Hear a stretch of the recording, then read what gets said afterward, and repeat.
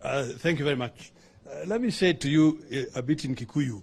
You know, hiti dereaga mwana. Okay?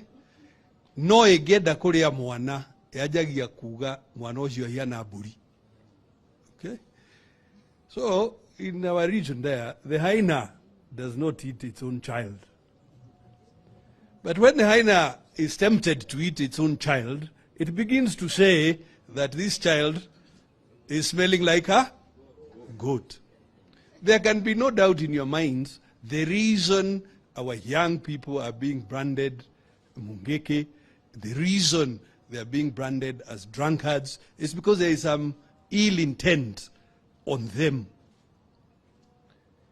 And that intention, my colleague Karogo has explained to you, including the little that they earn.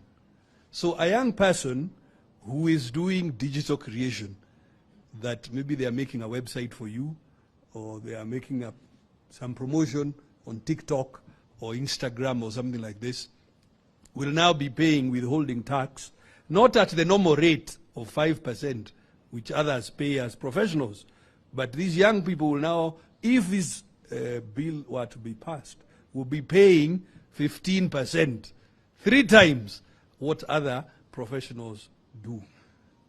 It must be clear, certainly to all of us, that young people in Mount Kenya are being targeted very, very specifically, both economically and profiled, so that perhaps extrajudicial killings can now resurface. And we want to say to the entire world, and we hope you as communicators help us to tell the whole world what